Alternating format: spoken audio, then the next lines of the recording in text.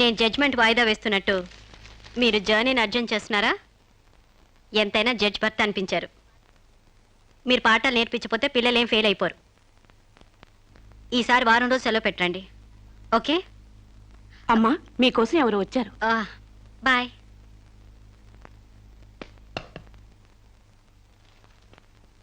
నమస్కారం అండి. నా పేరు సాంబశివరావు అండి. నువ్వు శిరీష తాలూకు మనిషివి కదూ? అవునండి. సారీ, నేను ఇంట్లో కోర్టు విషయాలు మాట్లాడను. నేను అందుకు రాలేదండి, కొన్ని సొంత విషయాలు మాట్లాడుకుందామని. సొంత విషయాలా? కొంచెం పర్సనల్ అండి. చెప్పండి. అది మన ఇద్దరి మధ్య ఉండాల్సిన పర్సనల్ అండి. మీరు కాసేపు బయట ఉండండి.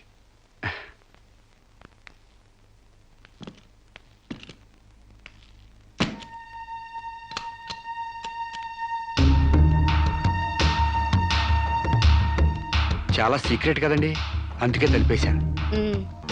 చెప్పు. మీ వారు ఢిల్లీలో ఉంటారంట కదండి? అవును.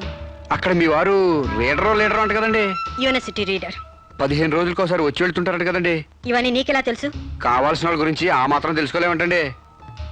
అమావాస్యకోసారి వచ్చే మీ ఆయన కోసం మీ అందాన్ని అడవి కాసిన వెళ్ళి చేసుకుంటారా? ఆ రోజు కోర్టులో మిమ్మల్ని చూడగానే నా వయసు జిగేలు మంది. మీ ఆయన ఉండరని తెలిసి నా మనసు జాలి పడింది. తేగలాగా మంచి నాజుగ్గా ఉన్నారు. ఎందుకిలా మీ అందాన్ని మగ్గబెట్టుకుంటారు? ఓ పని చేయండి, మీరు నన్ను ఉంచుకోండి, లేకపోతే నేను మిమ్మల్ని ఉంచుకుంటాను. నన్నెవరు అనుకుంటున్నారా? రంబను తలదన్నే మేనకే మీ కాలు మొక్కి అందగత్తి అనుకుంటున్నాను. మిస్టర్ సాంబశివరావు, పండించేది వరి, పుట్టింది ఈస్ట్ గోదావరి.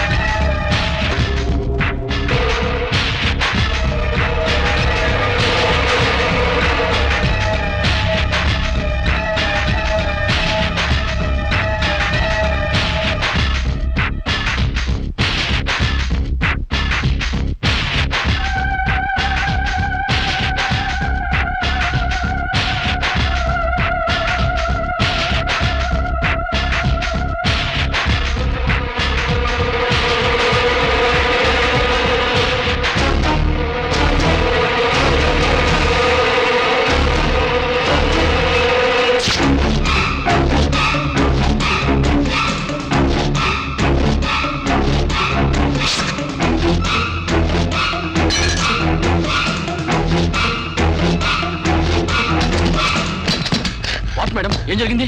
అతను చాలా ఇండిసెంట్ గా ప్రవర్తించాడు. అసలు వీడి లోపల ఎందుకు రానిచ్చారు మేడం? ముందు అతను హాస్పిటల్ తీసుకెళ్ళండి ప్లీజ్. Constables, call ambulance. ఆగండి.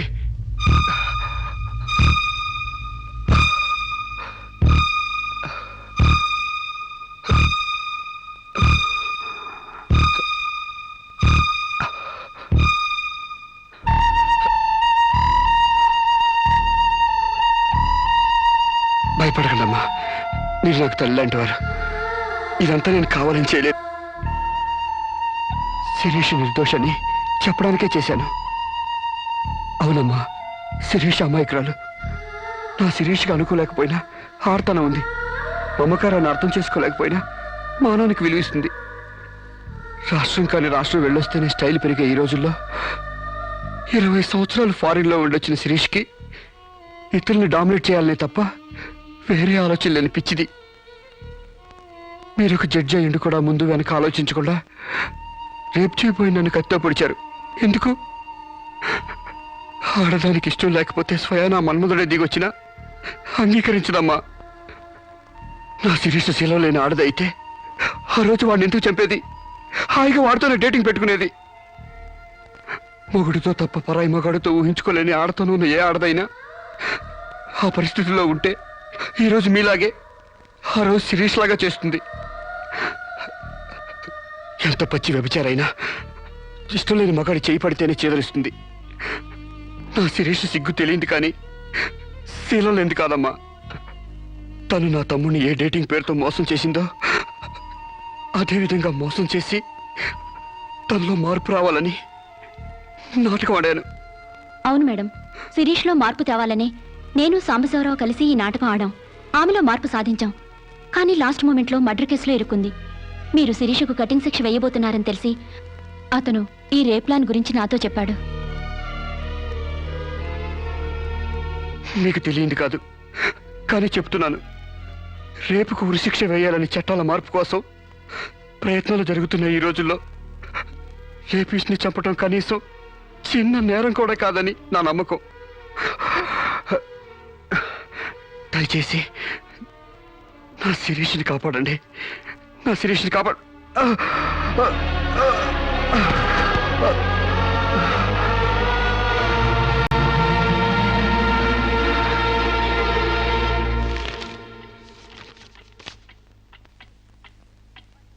మనల్ని కుట్టినా కుట్టకపోయినా చీవని తేలిని పావుని చంపేస్తున్నాం మనకు హాని కలగకూడదని.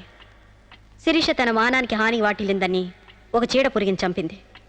ఒక పథకం ప్రకారం ముందు వేసుకున్న ప్లాన్ ప్రకారం చంపలేదు కాబట్టి ఆ క్షణానికి ముందు హతుడు ప్రకాష్కి ముద్దాయి శిరీషకి పగలు ప్రతీకారాలు లేదు కాబట్టి ఆమె ఇంటెన్షన్గా అతన్ని గాయపరచలేదు కాబట్టి ఈ కేసుని కొట్టివేస్తున్నాను. 100 మంది దోషులు తప్పించుకున్నా ఒక నిర్దోషి కూడా శిక్ష అనుభవించకూడదు. న్యాయమూర్తి కోర్టు ద్వారానే కాదు, ఎలా తెలిసినా సాక్ష్యాలు స్వీకరించాలి. తనిస్తున్న ఏ తీర్పైనా పూర్తి నమ్మకంతో ఇవ్వాలి. ఈ 3 సూత్రాలు ఆడదానికి 3 ముళ్ళ మంగళసూత్రాల న్యాయమూర్తికి పవిత్రమైనవి. ఈ సూత్రాలపై నమ్మకంతోనే ఈ తీర్పు చెప్తున్నాను. సాక్ష్యాధారాలు పరిశీలించిన పిమ్మట శిరీష తన నేరాల్ని అంగీకరించిన నిర్దోషిగా ఆమెను విడుదల చేస్తున్నాను.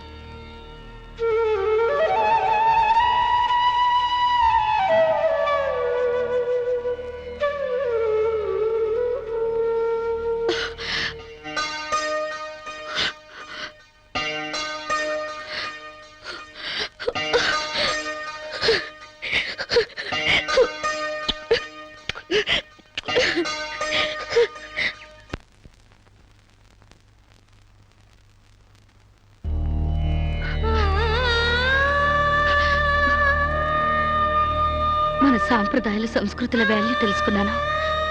నేను మారిపోయానండి. నన్ను క్షమించండి ప్లీజ్. ఇంతకాలం మేం ప్రయత్నించింది నీలో ఈ మార్పు కోసమే కాని నీ చావు కోసం కాదమ్మా. నువ్వు చిన్నప్పటి నుంచి విదేశాల్లో పెరిగావు కాబట్టి అక్కడ యువతీ యువకుల్లో ఉన్న డేటింగ్ అనే పద్ధతిని ఇక్కడ కూడా అవలంబించాలని చూశావు.